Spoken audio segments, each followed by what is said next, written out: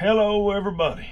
Crazy Cowboy Watchmaker coming at you, bringing the world into my world. So now today we're over here at the buffing station and we've got a Rolex that we need to make brand new. This is the case. She's all dented up, got some scratches. All the satin finish is gone. So we're gonna get rid of all these little imperfections. And then we're gonna take the back, this back, it's got no satin finish on it, a lot of little dents. We're gonna work every single one of them dents out. So the bezel is a gold bezel, it's got diamonds in it. And the side of this thing is all dented up. So what we're gonna do is we're gonna make this thing, we're gonna work that gold and work that gold. We're not gonna take any gold off, but we're gonna smooth in all those little dents and we're gonna make that thing brand new. Of course, we got the band. Now the band is kind of the hardest part. If you'll see this buckle, this buckle's got a lot of scratches. And you've got to get all, I've got to get all those, or we've got, you guys are with me on this, ain't you? So I'm talking. So all these scratches are going to be gone, but we got to be real careful. This little Rolex crown right here, this little motif, has got to be untouched, because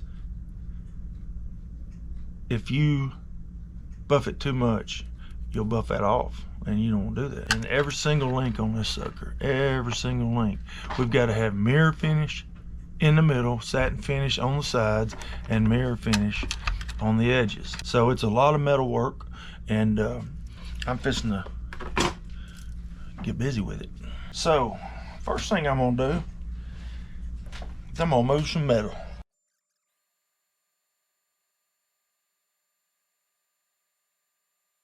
Okay, so I want to show you something.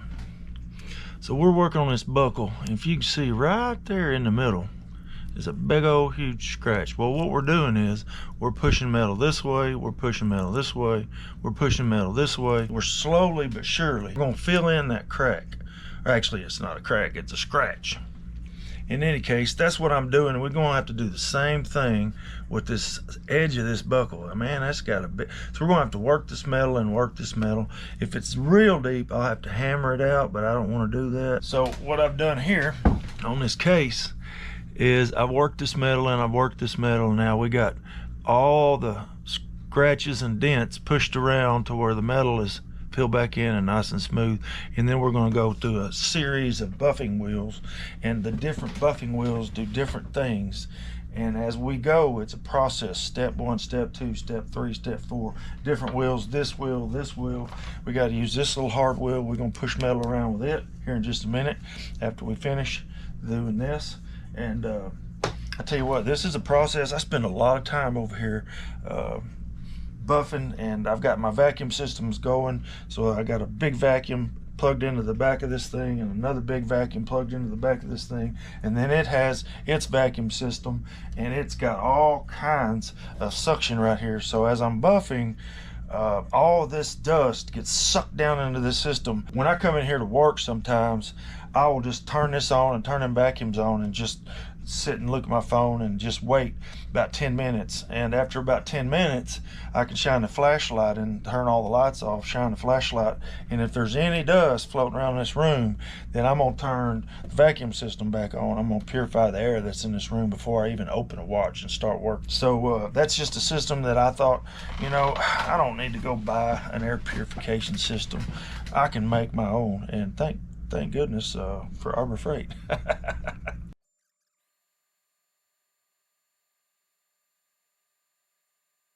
Well, hello everybody. It is Crazy Cowboy Watchmaker coming at you. So today has been a good day. I've got a lot of work done. I've also had a couple of customers. We had an Audemars Piguet come in. The pawn shop had told him it was fake. We took this thing apart, and I never met the guy. He had found it in a camper he bought. So we took the whole thing apart. As soon as I felt it in my hands, I said, this is real. He goes, well, they told me it was fake. I said, well, it's real. So it had screws around the front, female and male, holding the crystal in, the crystal ring. And sure enough, it was real as the day is long. Sure as the sun's coming up in the morning, this sucker was real. Audemars Piguet, probably worth about $50,000. So this guy, I mean to tell you, he is happy, happy, happy. So that was great for my customer to be able to watch me take his watch apart, look at the insides. We took pictures of all the movement number, the case number. I mean, we can research this thing and I'm gonna try to find a buyer. This is the watch right here. So this is an Audemars Piguet, 18 karat gold, diamond dial, 18 karat bezel. Really not in that bad of shape. The gold needs a little bit of polishing, a little bit of satin finish work. We got a whole bunch of different angles, especially right here on this bezel. We've got an angle, this mirror right here in the middle between the satin. I tell you what, this watch is real. And he was excited, so he left it with me. He got a couple screws missing. I'm gonna see if I can find a buyer for it. We're gonna get a couple screws put in this band. But I'm telling you right now, what a great day to have a watch like this end up in a camper you bought underneath the bed, stuck in the corner. So we're gonna do a little work to it. I'll probably do a factory finish on it and see if we can get this sucker sold. So here's what else we got going on. I finished the stainless and gold finally. We did a lot of work to it. Well, we had a ratchet wheel, we had a clutch wheel, we had a mainspring. We had a bunch of stuff wrong with this watch. It was all dented up, and I've got pictures, right? All right, so this is the stainless and gold, diamond bezel, diamond dial. And we have put the satin finish and got that sharp right there on that edge and right there on that edge. Sharp as a knife. Satin finish on top, going 45-degree angle. Mirror finish on the sides and on the sides of the band. Sides of the buckle, mirror finish. Nice sharp edge right here. And we've got the satin finish. Perfect. This thing was all dented up. Had a big giant gouge right here, but we worked that metal and worked that metal left and right, back and forth, and we got that thing all smoothed out. And the crown has not been touched. So we've got all this mirror finish. This was all scratched up. I mean, even the watch that I wear it in the shop. I don't know how it gets so scratched up, but these things do. But this lady's had this watch a long time. She actually called this morning to check up on it, and I'm fixing to give her a call. And oh, I want you to see this. So when I do the back, I have to really work hard to get that back, all them dents out, and then that mirror finish right there on that ring. Man, this sucker turned out perfect. I mean, this looks like a brand new Rolex. And we had a little click spring broke. We had a ratchet wheel with the teeth missing. We had a mainspring that was completely spent. We had a balance stop spring. This little bitty brass thing, it's always got a 45-degree angle. When you pull the stem out, it shoots forward and it stops that balance from turning. So now it's stopped. You push the stem in, it releases. Well, that thing had a crack in it, and I always look for cracks right there on that. So I replaced the balance stop spring. We got a brand new case tube, brand new O-rings, brand new case basket, back gasket, and then we also put a brand new crystal on it, because her crystal was pretty scratched up. I got all her parts in that little bag.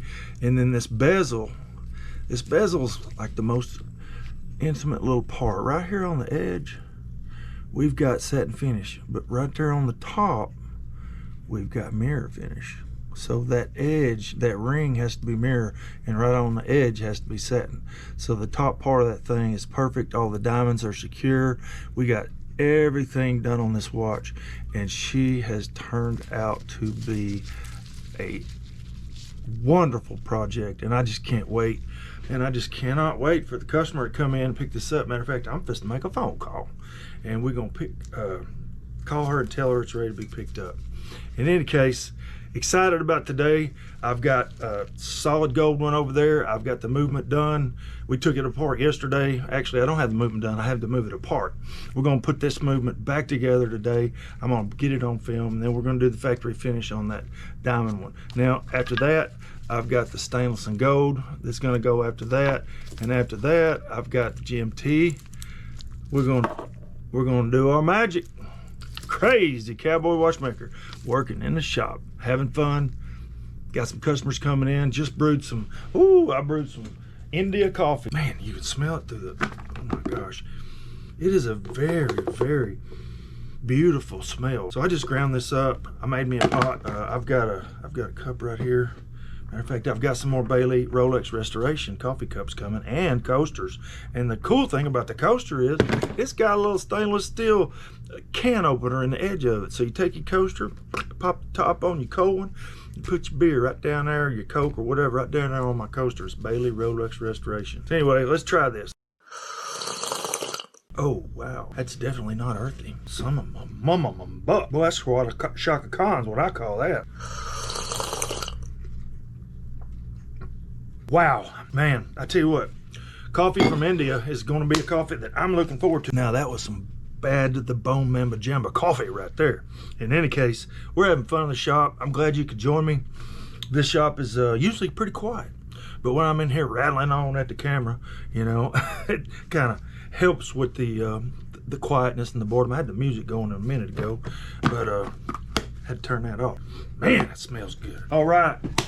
So we're gonna call it quits here in a little bit today, but I got to put this movement back together. All right, so we've got all the parts, and then we've got the movement. And the last thing I'm gonna do is I'm gonna take all them gears out of the train.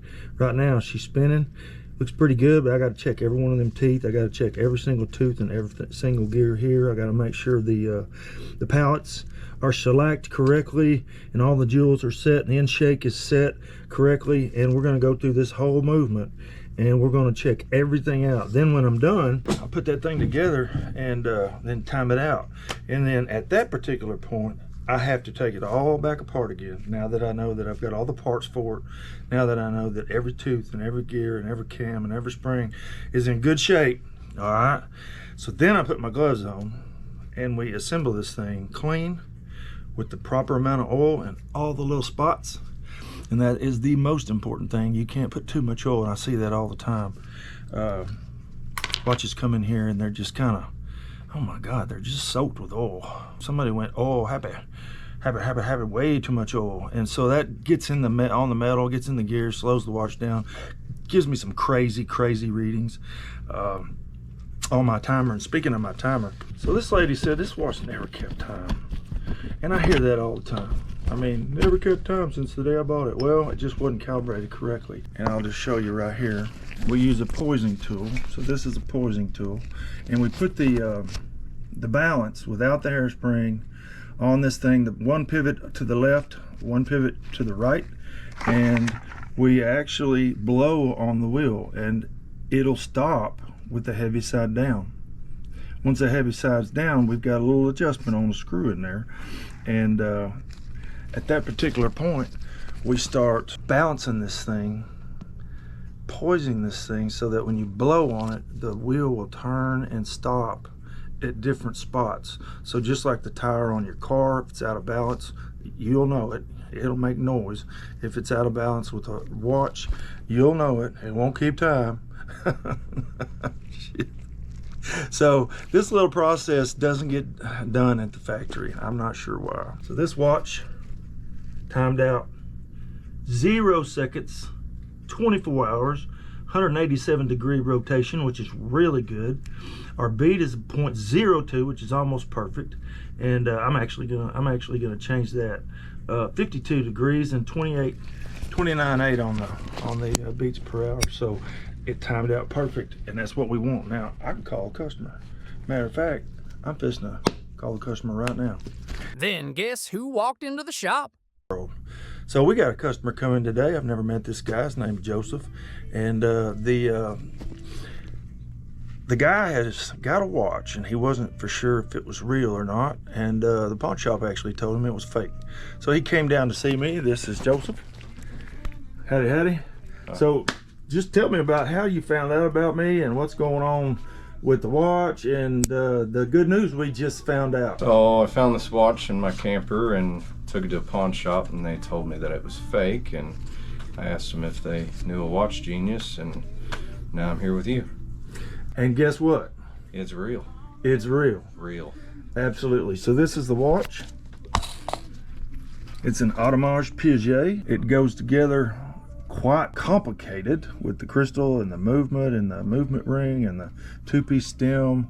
And I've got all these screws out of this watch and we're putting it back together. But we just found out Mr. Joseph has himself an absolutely authentic Audemars Piguet, 18 karat gold, stainless steel, and this thing is worth a lot of money. Now what we're fixing to do is get online and find out how much it's worth. And I've got a couple of contacts with all my watch customers, and they are always buying and selling. We're gonna get Joseph fixed up with a buyer, and he is having a good day today. So signing, very good. All right. So that was the best news that he's had in a while, I reckon. So I'm excited that this thing is real. I picked it up, I felt it. I told him it was real before I even opened it. But we went ahead and went in it and found out this thing is absolutely the authentic Audemars Piguet. In any case, Crazy Cowboy Watchmaker coming at you, having a great day in the shop. I'm so happy for my customer Joseph that his Audemars Piguet that he found is worth a lot of money because it's real. And I don't know, it's a really good feeling. He was a really happy guy. So it's been good talking to you guys. It's been great. Love you guys. Catch you on the flip side. Crazy Cowboy Watchmaker coming at you.